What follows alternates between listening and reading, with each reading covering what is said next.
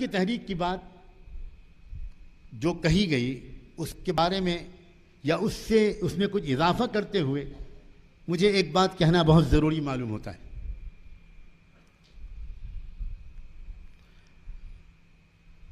اس ملک میں کچھ لوگ تھے جو بھارت کے برہمن واد سے لڑ رہے تھے، جن کا تذکرہ آپ نے صبح سنا. وہ چاہے سوامی نائکر ہوں جنہوں نے استعفیٰ دیا تھا، ریزائن کیا تھا، وہ چاہے جیوتیبا پھلے ہوں، وہ چاہے آپ کے کولہاپور کے شاہو جی مہاراج ہوں، اور چاہے وہ بابا صاحب ڈاکٹر امبیڈکر ہوں. ایک سوال یہ پیدا ہوتا ہے کہ پھر انڈین مسلمانوں کی لیڈرشپ کیوں اس مشن میں اس وقت ساتھ نہیں ہوئی؟ یہ بہت $1 ملین کوشچن ہے.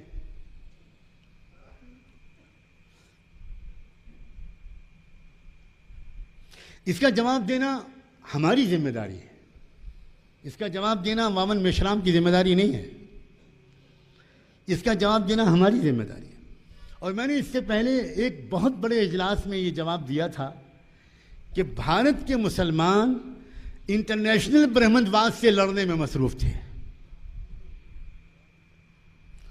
آپ لڑ رہے تھے ایک دیش کے برہمن واد سے، اس لیے کہ آپ پیڑت تھے اس دیش کے برہمن واد سے، اور مسلمان لڑ رہے تھے زیونزم سے، مسلمان لڑ رہے تھے انگریزوں سے، مسلمان لڑ رہے تھے برٹش گورنمنٹ سے، مسلمان قائم کر رہے تھے تحریک خلافت. اور یہ وہی لوگ تھے جو پوری دنیا میں برہمن واد پھیلائے ہوئے تھے. تو بہت بڑے انٹرنیشنل اسٹیج پر پوری دنیا کے مسلمان اور بھارت کے مسلمان ان کی قیادت کر رہے تھے. تحریک خلافت عالمی برہمن واد کے خلاف چلنے والی سب سے طاقتور تحریک کا نام تھا، اور یہ تحریک خلافت بھارت میں چلی، بھارت میں قائم ہوئی تھی. اور اب تو آپ ہی بتا رہے ہیں پورے دیش کو کہ ڈی این اے کے ذریعے سائنٹیفک ریسرچ سے یہ بات ثابت ہو چکی ہے کہ یہودیوں کا برہمنوں کا ڈی این اے ایک ہے. تو اس کا کیا مطلب ہوا؟ یہ بات جو ڈی این اے والے ریسرچ کے علم میں آنے سے پہلے میں 15-20 سال پہلے یہ بات لکھ چکا ہوں، 15-20 سال پہلے سے یہ بات کہتا رہا ہوں کہ مسلمانوں کو کسی کمپلیکس میں مبتلا ہونے کی ضرورت نہیں ہے. یہ دراصل ایک ڈسٹریبیوشن آف ورک تھا. آپ یہاں پر اس دیش کے برہمن واد سے مقابلہ کر رہے تھے، اور بھارت کے عظیم مسلمان رہنما وہ پورے عالم اسلام نہیں، عالم انسانیت کے برہمن واد کا مقابلہ کر رہے تھے. کالا پانی کی جیل کن لوگوں سے بھری ہوئی تھی؟ بالا کوٹ کے میدان سے لے کر شاملی کے میدان تک 100 سال کی جو تحریک علماء نے اپنے خون سے لکھی ہے وہ کیا تھی؟ وہ عالمی برہمن واد کے خلاف ان کی زبردست جدوجہد کا نتیجہ تھی. ہمیں سمجھنا چاہیے. جہاں بھی ایک زبردست چال چلی گئی، اور ہمیں ماننا چاہیے کہ ہم مسلمان اس چال کو سمجھ نہ سکے.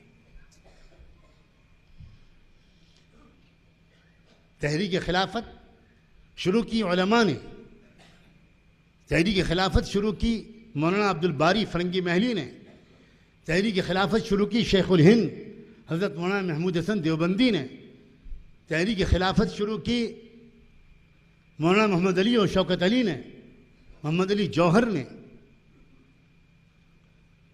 اور اس ملک میں تحریک خلافت نے ایک عجیب آگ لگا دی تھی. افسوس کیا ہے، ہم ڈاکٹر امبیڈکر اور جیوتیبا پھلے اور سوامی نائکر کی تحریکوں اور عظیم خدمتوں سے ہم مسلمان واقف نہیں ہیں، اور تحریک خلافت کے عظیم قائدین کی قربانیوں سے یہ لوگ واقف نہیں ہیں. اس کی وجہ یہ ہے کہ تحریک خلافت کے بارے میں جو کچھ بھی لکھا گیا وہ صرف اردو میں لکھا گیا، وہ لکھا ہی نہیں گیا انگلش میں اور ہندی میں تاکہ یہ لوگ پڑھ سکیں. اور آج کے اس اجلاس میں خدا کرے میں یہ تجویز پیش کرتا ہوں، یہ جو آج ہسٹری کا ایک back ground, historical back ground آپ کو سننے کو ملا، 1848 سے شروع ہو کر اور پھر 1885 پھر 1914 میں کسی کا آنا اور مسٹر سے مہاتما بن جانا. چمتکار ہوتے ہیں نا بھارت میں کہ رات میں کچھ اور صبح کچھ. تو رات میں تو سوٹ اور ٹائی اور صبح کو 2-2.5 فٹ کی ایک دھوتی. تو یہ بھی ایک عجیب و غریب ناٹک ہے, عجیب و غریب تماشا ہوا ہے ہمارے ملک میں. تو یہ جو ہسٹوریکل بیک گراؤنڈ ہے, جس طرح ہم اس سے واقف نہیں ہیں, اسی طرح تحریک خلافت کے سلسلے میں جو تماشا ہوا اس سے ہم بھی واقف نہیں ہیں اور ہمارے یہ دوست بھی واقف نہیں ہیں.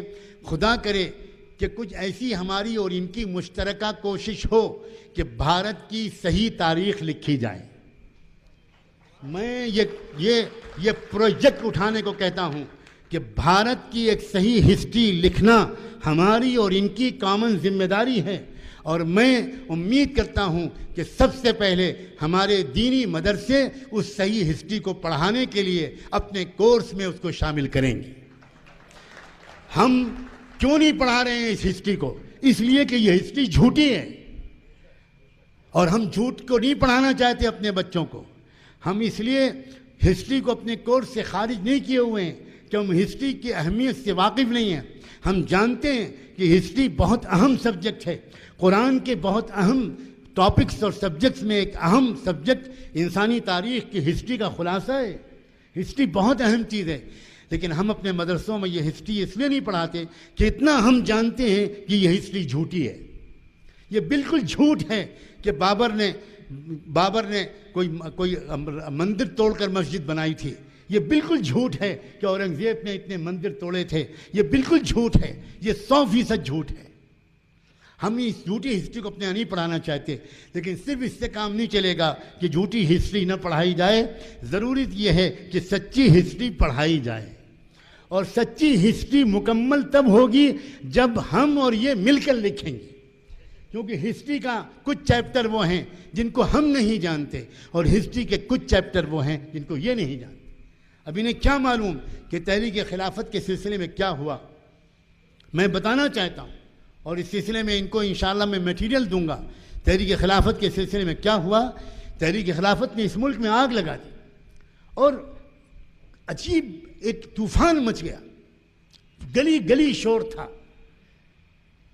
بولی اماں محمد علی کی جان بیٹا خلافت پہ دے دو. مولانا محمد علی جوہر کی ماں نے اپنے بیٹے کو وصیت کی تھی, بولی اماں محمد علی کی جان بیٹا خلافت پہ دے دو. بھارت کی ہر گلی میں یہ نعرہ لگ رہا تھا, اور یہ نعرہ لگانے والے لاکھوں کی تعداد میں مسلمان تھے, اور لاکھوں کی تعداد میں ڈنکے کی چوٹ پر آج میں کہتا ہوں ایس سی اور ایس ٹی اور بیکورڈ سماج کے لاکھوں اور کروڑوں لوگ تھے جو یہی نعرے لگا رہے تھے, اور مسجدوں میں آ کر وہ نعرے لگاتے تھے. میں آپ کو اس کا پروف دوں گا. مولانا آزاد کے مضمونوں میں اس کی تصویریں موجود ہیں. جامع مسجد میں نہ جانے کتنے ہزاروں ایس سی ایس ٹی کے لوگوں نے کھڑے ہو کر دلی کی جامع مسجد میں یہ نعرہ لگایا تھا کہ بولی اماں محمد علی کی جان بیٹا خلافت پہ دے دو. جب یہ منظر سامنے آیا, اس شوشت سماج کا آپس کے یہ اتحاد سامنے آیا, تو چونک گیا وہ چونکنے والا. اس نے کہا کہ اگر یہ لوگ آپس میں اس طرح شیر و شکر ہو گئے تو ہمارا ہزاروں سال کا جو ویستہ ہے وہ ٹوٹ جائے گی. اور پھر اس کے بعد پھر کیا ہوگا؟ یہ چمن معمور ہوگا نغمے توحید سے. ان کو لگ گیا کہ آئندہ ہونے کیا والا ہے. چنانچہ آپ عجیب و غریب ذہانت کی داد دیجئے, گاندھی جی کی ذہانت کی داد دیجئے. خدا اس عقل کا کوئی حصہ تقسیم کر دے. بڑی خطرناک دماغ تھا, بہت خطرناک دماغ تھا. اللہ جانے ابلیس کی ضرورت بھی رہ گئی تھی کہ نہیں رہ گئی تھی.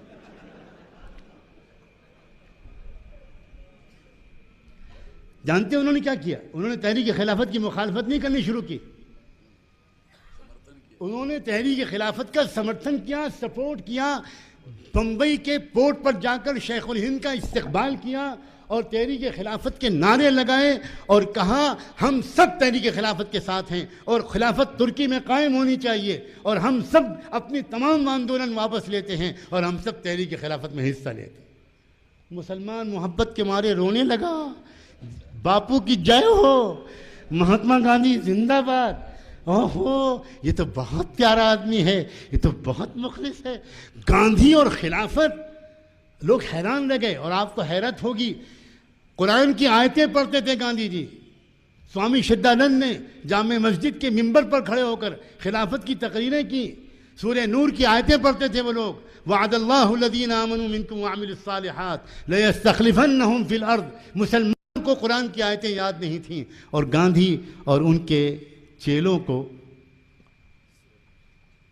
پورا قرآن بھی اگر یاد کرنا پڑتا تو اس کے لیے وہ تیار تھے۔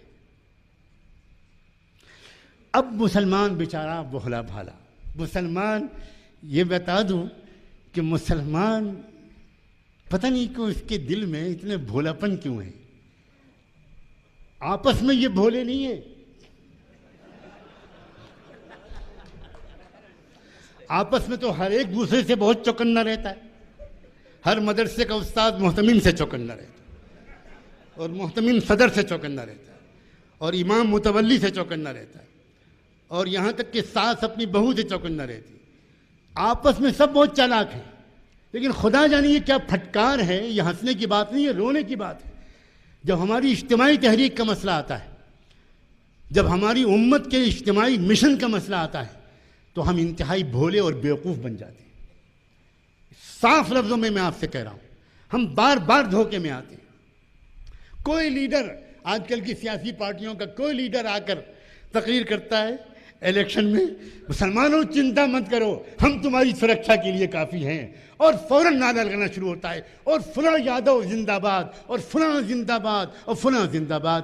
حالانکہ وہ جب یہ کہہ رہا ہوتا ہے کہ چنتا مت کرو، ہم تمہاری سرکشا کے لیے موجود ہیں، وہ کہہ یہ رہا ہوتا ہے تم چوڑیاں پہن لو، کچھ مت کرنا، ہمیں کرنے دو جو کرنا ہے، وہ یہ کہہ رہا ہوتا ہے۔ لیکن آپ اس کی بات کا ترجمہ نہیں سمجھتے، آپ سیاسی لیڈروں کی بات کو سمجھنے کی صلاحیت کھو بیٹھے ہیں آپ۔ چنانچہ خلافت تحریک کے جب قیادت شروع ہوئی تو مسلمانوں نے کیا کیا؟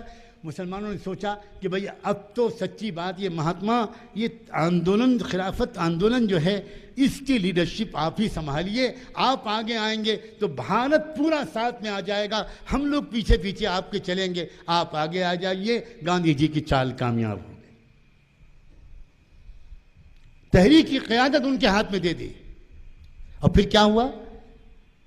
بڑی المناک داستان ہے۔ تحریک اہنسا کی بنیاد پر چلائی جا رہی تھی، عدم تشدد اور نان وائلنس کی بنیاد پر چلائی جا رہی تھی، اور یہ کہا جا رہا تھا کہ کہیں پر بھی تحریک خلافت کے رضاکار، والنٹیئرز، کارکن توڑ پھوڑ نہیں کریں گے، کوئی کارروائی نہیں کریں گے، کوئی پتھراؤ نہیں کریں گے، نہایت امن و شانتی کے ساتھ اپنے ستیہ گرہ کریں گے، جلوس نکالیں گے، لیکن کوئی توڑ پھوڑ نہیں کریں گے۔ لیکن کلکتے کے ایک پولیس اسٹیشن پر ایک حملہ بول دیا گیا اور پولیس اسٹیشن کو جلا دیا گیا۔ اب کون جانے کہ وہ خلافت کے والنٹیئرز تھے یا کسی کے بھیجے ہوئے اس طرح کے لوگ تھے جن کی نقلی داڑھی کا آج ہم نے صبح بیان سنا۔ بہت ہوتا ہے یہ، کالی بھیڑیں چھوڑی جاتی ہیں، ہاں بیچ میں کالی بھیڑیں چھوڑی جاتی ہیں۔ چنانچہ پولیس اسٹیشن کو آگ لگائی گئی، اور آگ لگاتے کی خبر سنتے ہی مہاتما گاندھی نے، مجھے ان کو مہاتما کہنے پر اللہ سے معافی مانگنا پڑے، مہاتما گاندھی نے اچانک ایبرپٹلی خلافت کمیٹی کی میٹنگ بلائے بغیر، خلافت ہاؤس کا سینٹر مرکز میں تھا، بامبے میں تھا، نہ انہوں نے مولانا شوکت علی کو بلایا، محمد علی جوہر کو بھی نہیں بلایا، حکیم اجمل خان کو بھی نہیں بلایا، مولانا آزاد کو بھی نہیں بلایا، کسی کو نہیں بلایا۔ اچانک گاندھی جی نے اعلان کر دیا، تحریک خلافت میں واپس لیتا ہوں، آج سے تحریک خلافت بند۔ یہ ہے طریقہ، اندر گھس کر پوری تحریک کو سبوتاژ کر دیا۔ علماء، اے علماء، میں آپ سے درخواست کرتا ہوں، آپ ہندی اور انگریزی نہیں پڑھے ہوئے ہیں کوئی بات نہیں، لیکن کیا آپ جمعیت علماء ہند کے اجلاسوں کی روداد نہیں پڑھ سکتے؟ کیا آپ مولانا ابوالمحاسن محمد سجاد صاحب بانی امارت شریعہ کے خطبہ صدارت نہیں پڑھ سکتے؟ کیا آپ رئیس المحدثین امیر المومنین فی الحدیث علامہ انور شاہ کشمیری کے خطبہ صدارت نہیں پڑھ سکتے؟ کیا آپ حضرت مولانا شیخ الاسلام حضرت مولانا حسین احمد مدنی کے خطبہ صدارت نہیں پڑھ سکتے؟ کیا آپ شیخ الہند مولانا محمود حسن دیوبندی کے خطبہ صدارت نہیں پڑھ سکتے؟ کیا آپ اس زمانے کے اخبار ہمدرد، زمزم، خلافت اور زمیندار ان کی فائلوں کو نہیں پڑھ سکتے؟ اس میں یہ سارا ریکارڈ موجود ہے۔ انہوں نے ایبرپٹلی ایک دم سے تحریک خلافت کو ختم کر دیا. سناٹا چھا گیا ملک میں. اور جب مسلمان لیڈروں نے گاندھی جی سے بات کرنی چاہی تو گاندھی جی کی ایک ترکیب اور تھی. وہ کرتے یہ تھے کہ جب کوئی مسلم لیڈر یا کوئی بات کرنے آتا تھا اور وہ چاہتے تھے کہ بات نہ کروں تو گاندھی جی مون برت رکھ لیتے تھے. اور ان کے سیکریٹری, چاہے وہ ونوبا بھاوے ہوں چاہے اور کوئی صاحب ہوں, ان کے سیکریٹری آنے والے مہمانوں سے کہتے تھے کہ مہاتما جی کا مون برت ہے, آپ کی بات سن تو لیں گے مگر وہ بول نہیں سکتے. اللہ جانے اسپیشل جہنم تیار کرنی پڑے گی اللہ میاں. عام جہنم سے کام نہیں چلے گا. مون برت ہمیشہ ایسے موقع پر رکھا ہے. اور یہ میرے بچپن کا واقعہ ہے, میرے بچپن کا ایک واقعہ ہے, یہ نہیں کہ میرے پیدائش سے پہلے کا واقعہ ہو. جب جمشید پور راول کیلا کے فسادات ہوئے آزادی کے بعد پہلی مرتبہ بہت بڑے پیمانے پر 1960s میں, پہلے 56 میں ایک دور چلا اور اس کے بعد 60s میں ایک دور چلا, اور اس وقت بے چین ہو گئے میرے والد ماجد اور حضرت مولانا سید ابوالحسن علی ندوی, اور یہ دو لوگ بے چین ہو کر اور یہ نکلے کہ بھئی کیا کریں, یہ کیا ہو رہا ہے. مسلمانوں کو گاجر مولی کی طرح کاٹا جا رہا ہے اور کانگریس کی حکومت میں کاٹا جا رہا ہے, اور کانگریس کے تمام لیڈر بڑے بڑے مہاتما اور گرو سب چپ سادے بیٹھے ہیں, ہمیں جانا چاہیے, ان سے بات کرنی چاہیے. تو یہ لوگ سب سے پہلے جے پرکاش نارائن جی کے پاس گئے. یہ پورا واقعہ والد صاحب نے لکھا ہے, چھپا ہوا موجود ہے. جے پرکاش نارائن کے پاس گئے اور جے پرکاش نارائن سے ان دونوں بزرگوں نے کہا کہ آپ تو گاندھی جی کے قریبی ساتھیوں میں ہیں اور یہ کیا ہو رہا ہے ہمارے ملک میں, آپ لوگ چپ سادے بیٹھے ہیں.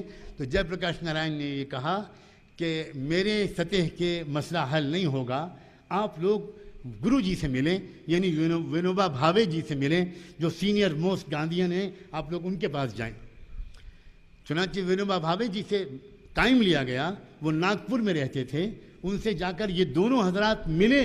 اپائنٹمنٹ پہلے سے طے تھا, دن تاریخ سمے طے تھا, اور یہ لوگ اسی دن تاریخ اور سمے پر پہنچے. لیکن وہاں پہنچے تو پتہ چلا ونوبا بھاوے جی آپ کی بات سن تو لیں گے مگر بول نہیں سکیں گے, اس لیے کہ مون برت رکھا ہوا ہے. یہ تماشے ہوئے ہیں. چنانچہ خلافت تحریک ختم ہوئی, اور خلافت تحریک کے ساتھ ساتھ اس ملک کو حقیقی اور مکمل آزادی دلانے کی جو تحریک مسلمانوں کی لیڈرشپ میں چل رہی تھی وہ بھی ختم ہو گئی.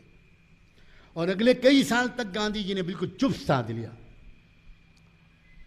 کئی سال کے بعد اچانک جب جمعیت علماء ہند نے یہ دیکھ کر کہ سناٹا ہو گیا اور انہوں نے پہل کی اور کوئٹ انڈیا موومنٹ چلانے کا فیصلہ کیا, ترک موالات کا فتویٰ دیا, مسلمان علماء نے انگریزوں کے ساتھ عدم تعاون کا فتویٰ دیا, اور اس تحریک میں انہی ایس سی ایس ٹی اور عام لوگوں کو ساتھ لے کر چلنے کا جب انہوں نے آگے قدم بڑھانے کا اعلان کیا, تو اس وقت اچانک اب گاندھی جی نے کانگریس میں پرستاو رکھ کر آزادی کا آندولن شروع کروایا.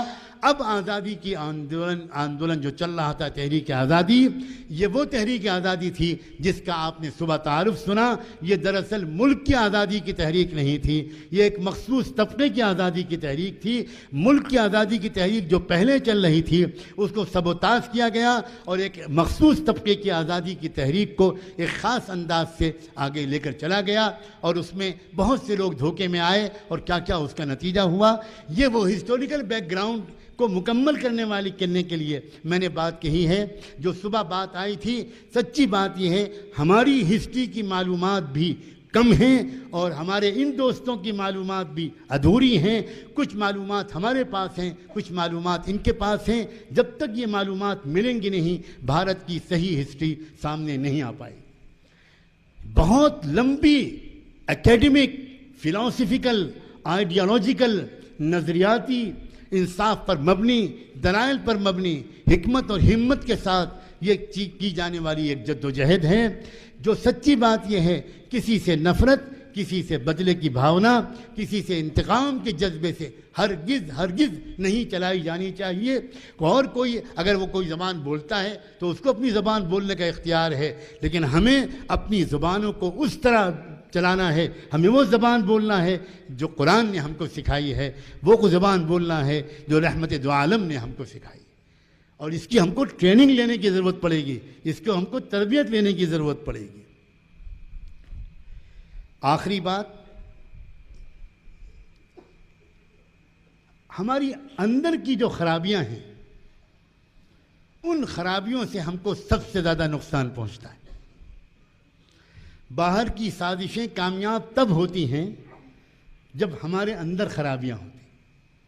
میں اکثر یہ جملہ بولا کرتا ہوں، آپ کے سامنے یہ جملہ اس لیے بول رہا ہوں کہ آپ اس زبان کو زیادہ آسانی سے سمجھ سکیں گے۔ آپ ہی میرے مخاطب ہیں اور کوئی میرا مخاطب نہیں ہے۔ میں کہا کرتا ہوں، نفاق کی مدد کے بغیر کفر کبھی کامیاب نہیں ہو سکتا۔ اصل مسئلہ ہمارا نفاق ہے۔ آپ بتائیے، ہر الیکشن کے موقع پر 2 4 5 6 مسلمان امیدوار کھڑے کیے جاتے ہیں کہ نہیں؟ وہ جو 2 4 5 6 امیدوار کھڑے ہوتے ہیں ان سب کو یقین ہوتا ہے کہ میں جیتوں گا نہیں، لیکن وہ کھڑے کیے جاتے ہیں دراصل کسی کو جتانے کے لیے، باقی سب کو ہرانے کے لیے۔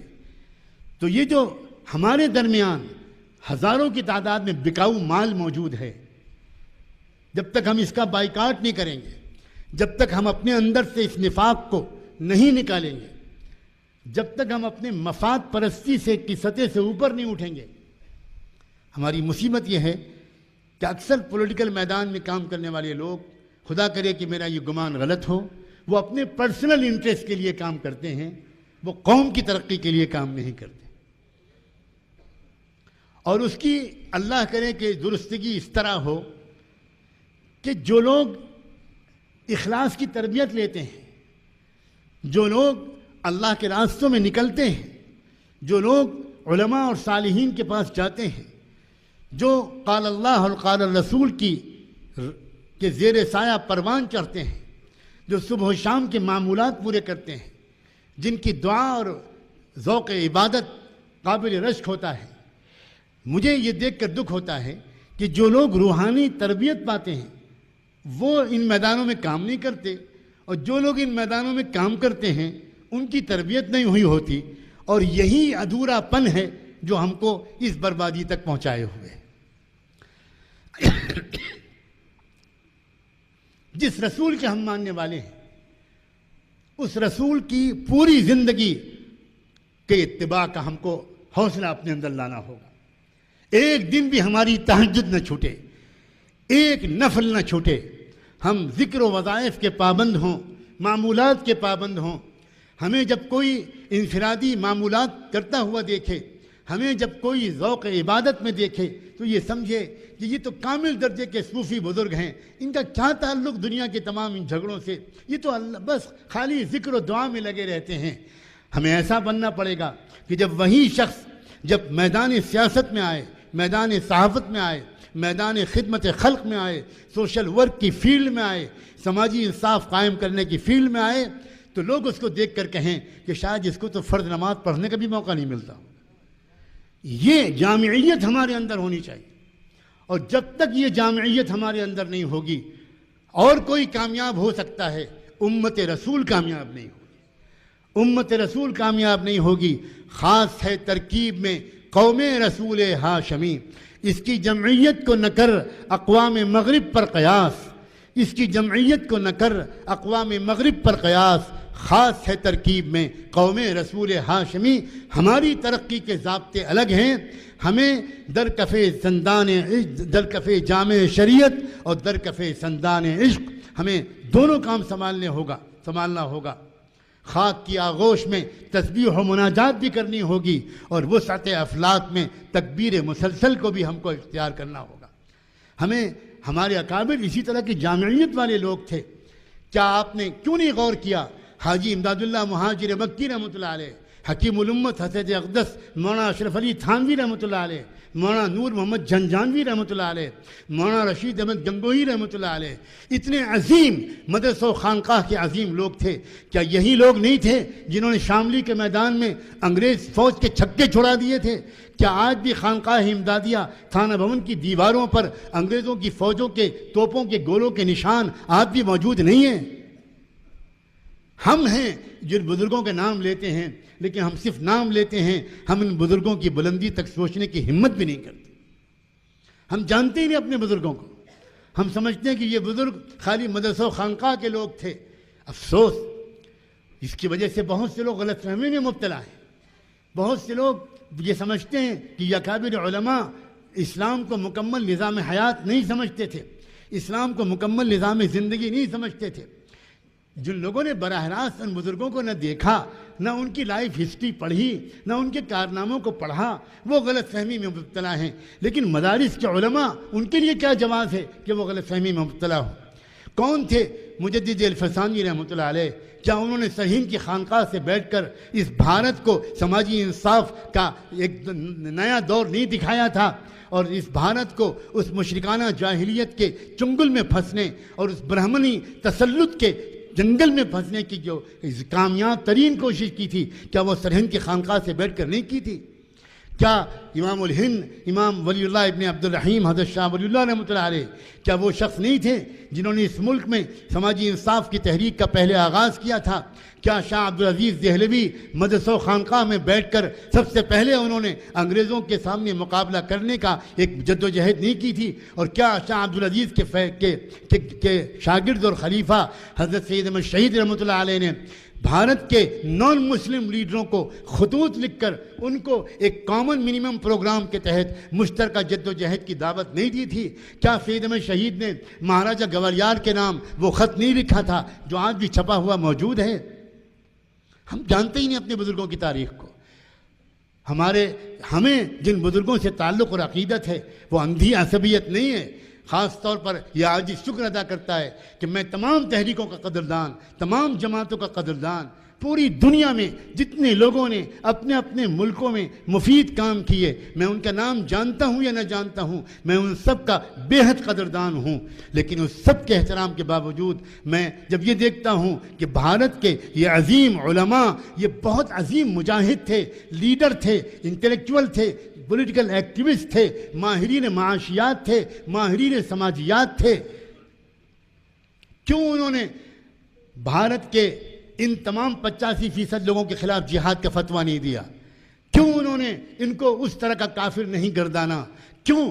میں سوال اٹھانا چاہتا ہوں، کیوں سید احمد شہید رحمۃ اللہ علیہ نے ان کو ساتھ میں لے کر اس برہمن واد سے لڑنے کے لیے، انگریزوں سے جہاد کے لیے انہوں نے میدان میں قدم اٹھانے کی ہمت کی؟ ہم اپنے بزرگوں کی تاریخ سے واقف ہوں، اور جب ہم اپنے بزرگوں کی تاریخ سے واقف ہوں گے تو ایک خاص ہم کو فکر ہوگی کہ ہمارے اندر جو کمیاں ہیں ان کو ہم جلد جلد دور کریں۔ میں بہت محبت کے ساتھ کہتا ہوں، ہماری بدگمانیوں کا جو مزاج ہے یہ ہے ہمارے اختلاف کا سبب، ہمارا غیبت کا جو عادت ہے یہ ہے ہمارے آپس کے اختلاف کا سبب۔ اتحاد قائم اتحاد پر تقریر سے نہیں ہوگا، اتحاد قائم اتحاد کے نام پر کانفرنس سے نہیں ہوگا۔ ہم نے تو کتنی اتحاد کانفرنسوں میں دیکھا کہ وہی اتحاد کانفرنسیں نئے اختلاف کا سبب بن گئی۔ اسی پر جھگڑا ہونے لگتا ہے کہ میرا نام نیچے کیوں آیا، آپ کا نام اوپر کیوں آیا، اور میرا نام ہری روشنائی سے لکھا گیا، نیلی روشنائی سے، اور آپ کا لال روشنائی۔ آپ صدر اور میں نائب صدر کیوں؟ یہ جب تک چلے گا نا، سوائے پٹائی کے کسی اور چیز کا انتظار مت کیجیے۔ یہ دیوبندی ہے، یہ بریلوی ہے، یہ سنی ہے، یہ وہابی ہے، یہ فلاں جماعت کا ہے، یہ فلاں مسلک کا ہے، یہ فلاں مکتب کا ہے۔ کیا بکواس ہے، کیا جہالت ہے۔ ہمیں اپنے دل کو صاف کرنا ہوگا۔ مجھے بہت دکھ ہوتا ہے جب لوگ یہ سمجھتے ہیں کہ دل کو صاف کرنا، تزکیہ نفس، اصلاح باطن، تصوف و سلوک، نفلوں کا اہتمام، اللہ کے نیک بندوں کی صحبت، اس کا کوئی دنیا میں اس کا کوئی فائدہ نہیں ہے، یہ صرف آخرت میں اس کا فائدہ ہے۔ عجیب غلط فہمی ہے. اگر ہمارے اندر کیریکٹر کی خوبیاں نہ آئیں تو آپ 1000 تحریک چلا لیجئے، کچھ حاصل ہونے والا نہیں. ہمیں اخلاص کی ضرورت، ہمیں تقوی کی ضرورت، ہمیں تعلق مع اللہ کی ضرورت، ہمیں توکل کی ضرورت، ہمیں صدق و وفا کی ضرورت، ہمیں جھوٹ سے بچنے کی ضرورت، ہمیں بد نظری کی ضرورت، ہمیں حیا اور پاک دامنی کی ضرورت. ہمیں صرف آخرت میں نہیں پڑے گی، ہمیں ان چیزوں کی ضرورت روزمرہ کی زندگی میں ہے. اور خاص طور پر اجتماعی تحریک تو چل ہی نہیں سکتی جب تک ہمارے دل آپس میں محبت سے بھرے ہوئے نہ ہوں. اگر کوئی بات کسی کے بارے میں ہمارے کان میں پڑے کہ فلاں نے یہ کہا ہے آپ کے بارے میں، تو فوراً ہم برا مان جاتے ہیں، فوراً ہم یقین مان لیتے ہیں. اس دروازے کو بند کرنا پڑے گا، بالکل بند کرنا پڑے گا. یہ بہت بڑی بیماری ہے ہماری. جو لوگ آج کے اجلاس میں شریک نہیں ہوئے، دور دراز سے کئی خبریں سنیں گے تو پتہ نہیں کیا کیا تفسیریں ہوں گی. عجیب عجیب قسم کی باتیں کی جائیں گی، عجیب عجیب قسم کی باتیں کی جائیں گی. کہا جائے گا ایسا لگتا ہے کہ مفتی برہان، کیا نام ان کا، ہارون ندوی صاحب بھی لگتا ہے الیکشن میں کھڑے ہونے والے، اسی کی تیاری ہے یہ جلسہ. اور پھر کہا جائے گا کہ لگتا ہے مولانا مزمل صاحب کا بھی اس مرتبہ کچھ ارادہ ہے. اور پھر آخر میں اللہ جانے اور کس کس کا نام آئے. اور لوگ ہاں وہ تو ہم پہلے ہی کہتے تھے، ہاں وہ تو ہم پہلے ہی کہتے تھے. اور ہر آدمی کہے گا کسی اور سے مت کہنا، تم میرے بہت خاص ہو اس لیے تم سے کہہ رہا ہوں. اور وہ بھی دوسرے سے کہے گا کہ اور کسی سے مت کہنا، تم میرے سالے ہو نا، سالہ تو خدا کے برابر ہوتا ہے اس لیے تم سے کہہ رہا ہوں، کسی اور سے مت کہنا. اور وہ کسی اور سے کہے گا. اور میڈیا کیا پھیلاتا ہے اس اجلاس کی خبر کو، وہ لوگ پھیلائیں گے جن سے آپ یہ کہہ کر کہیں گے کہ یہ کہنا مت کسی سے. کیا کتنی تھرڈ کلاس درجے کی چیزیں ہیں، کتنی گری ہوئی قسم کی ہمارے اندر باتیں ہیں.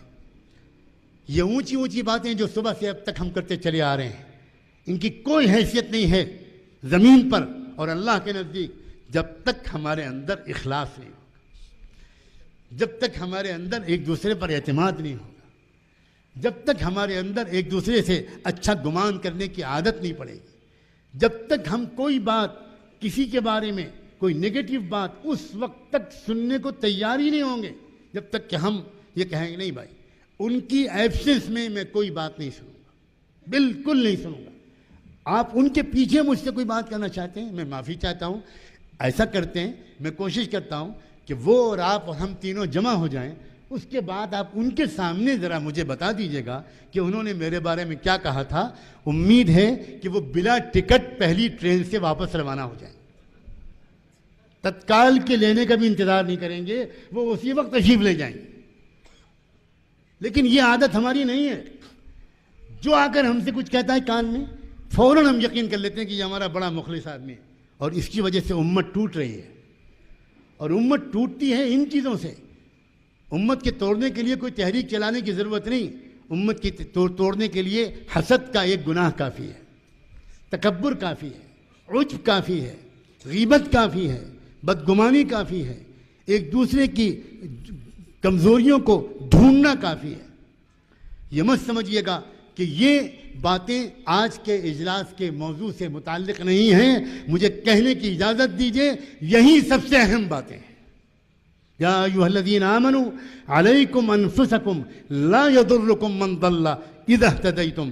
قرآن نے صاف کہا اے ایمان والو اپنی فکر کرو، تم سے کوئی غلطی نہیں ہونی چاہیے. اگر تم صحیح بن گئے اور صحیح راستے پر چل گئے تو جو لوگ غلط راستے پر ہیں وہ تم کو نقصان نہیں پہنچا سکتے. اس کا مطلب یہ ہوا کہ نقصان جو پہنچ رہا ہے وہ پہنچ رہا ہے ہماری اپنی کمزوریوں کی وجہ سے. دعا ہے، کہنے کی تو بہت سی باتیں ہیں، اور وہی مسئلہ ہے جو صبح میں اسلام صاحب کے ساتھ تھا کہ کم وقت کی پابندی، اور یہ کہ کم وقت میں بات کہنی ہے، اور وہی مسئلہ اس وقت بھی ہے. لیکن میں آپ کا زیادہ امتحان نہیں لینا چاہتا. میں امید کرتا ہوں کہ کوئی ٹھوس تجویز اس اجلاس سے منظور ہوگی، کوئی ٹھوس قدم اٹھایا جائے گا تاکہ آئندہ ایک سوچے سمجھے بہت اچھے ایک پروگرام اور منصوبے کے مطابق اس کام کا آغاز ہو. اور یاد رکھیے آپ اس اجلاس کے بارے میں آپس میں جو تذکرے کیجیے وہ تذکرے اس اجلاس کی اصل روح کے مطابق کیجیے. یہ اجلاس پورے ملک اور پوری ملت کی حفاظت کے لیے کچھ کرنے کے لیے منعقد کیا گیا ہے. یہ اجلاس کسی کے خلاف کچھ کرنے کے لیے قطعاً منعقد نہیں کیا گیا. یہ 100% ایک مثبت پروگرام لے کر پورے ملک کے لیے، ملک میں سب آ گئے بلا کسی بھید بھاؤ، بلا کسی تفریق کے، سب کی ہر پہلو سے ترقی کے لیے ایک سوچے سمجھے پروگرام کے مطابق آگے بڑھنے کا، اور جو اپنی ہم خیال تنظیمیں ہیں ان کا اشتراک و تعاون لیتے ہوئے آگے بڑھنے کا ایک منصوبہ شاید اس اجلاس کے منعقد کرنے والوں کے ذہن میں رہا. میں بہت مبارکباد دیتا ہوں ان تمام لوگوں کو جنہوں نے اتنے کم مدت میں ایسا پرسکون، ڈسپلن، باوقار اور بامقصد اجلاس منعقد کیا، اور صبح سے لے کر شام تک انتہائی بامقصد انداز سے یہاں باتیں اور کہی گئیں اور سنی گئیں. اب وقت آیا ہے عمل کا. دعا ہے کہ ہم اس کسوٹی پر بھی کھڑے اتریں اور ہم کچھ ایسا ایک مسلسل کچھ عملی کارروائی کر سکیں جس کی ہم کو